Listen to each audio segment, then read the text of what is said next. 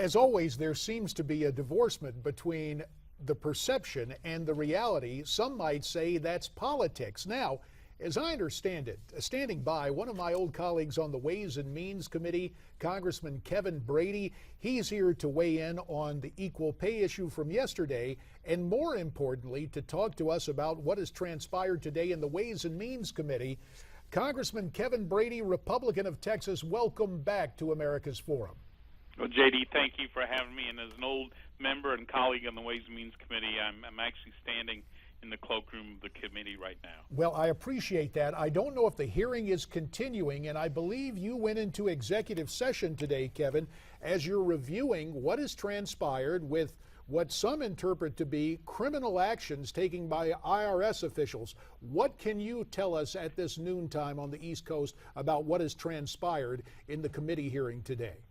The Ways and Means Committee just ended the executive session just moments ago, and today the House Ways and Means Committee sent a letter to the Department of Justice outlining evidence the investigation has uncovered, which recommends that former IRS official Lois Lerner be criminally prosecuted for 3 violations of law. At this point in the ongoing investigation, the evidence is clear and compelling that Lois Lerner, at the bidding of political special interest groups, abused her powerful position to IRS to violate the civil rights of taxpayers. Secondly, she misled Treasury investigators. And finally, she risked disclosing the private information taxpayers that she relentlessly targeted for their political beliefs. So, J.D., at this point, my view, these are very serious charges. And while many of my constituents believe the Justice Department will turn a blind eye to the corruption at the IRS, I'm calling on the Justice Department to prosecute this case and make it abundantly clear that in America we won't tolerate. You indicated there you expect the Justice Department and Attorney General Eric Holder to turn a blind eye to this, but is there any way you can push this a step further to maybe compel him to take a closer look at this case? Well, I think that the key proof here is the way that Chairman Camps conducted the investigation. You know, it's been very thorough. It's been very deliberate. The Democrat staff and the ranking member has been had equal and full access to all the documents throughout this investigation. So it's been very even-handed and very fair. And while the investigation will continue into other areas, the proof of this evidence, I think, makes it clear that there is a real potential and compelling evidence for prosecution. Part of the main reason for taking this action was to make this letter of referral public to the Justice Department and to begin the process, we think, of a ultimate prosecution.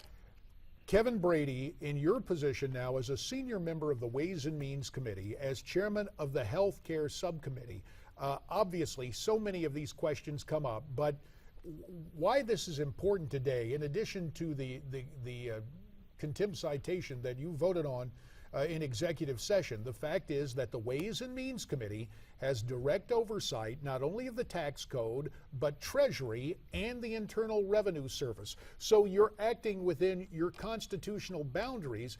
And yet, Kevin, when you hear from the attorney for Lois Lerner yesterday, his response was one word: ridiculous. Now, we understand advocacy on behalf of a client, but what has happened in our nation when it appears that officers of the court and attorneys and those at the Justice Department want to set aside the Constitution, want to set aside congressional oversight, and seem to just want to turn a blind eye to very serious charges? Well, J.D., what's ironic is that Lois Lerner invoked her constitutional rights while violating the rights of taxpayers to an IRS that doesn't target them because of their political beliefs, that doesn't release or risk the disclosure of their private taxpayer information, all against the law. The question here really at this point is, will Attorney General Holder defend the civil rights of all Americans, or just those of this moment? The truth is the IRS has the power to destroy families and lives. The thought that they could target, under any president, under any chairman of the Ways and Means Committee, target people based on their political beliefs is unconstitutional. It's wrong. And so for this committee to abdicate its constitutional responsibility of oversight of Treasury would be wrong. The Democrats today believe and stated today that Lois Lerner is the victim in this case. that her constitutional rights are somehow being violated, and that we should send a secret letter to the Justice Department. All of those are wrong.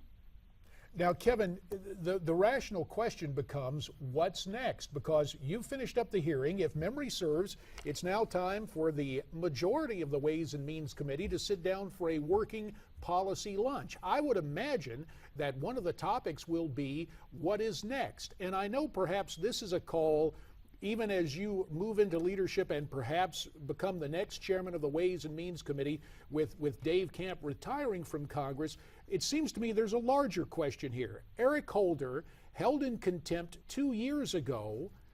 If Attorney General Holder does not move forward with the recommendation, Attorney General?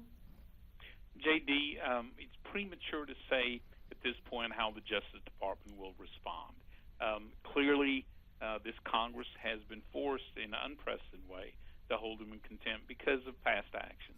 I'm hopeful he does not take that same route here because, as you know, the issue here is so serious, constitutional branch to hold the executive branch accountable for unlawful actions.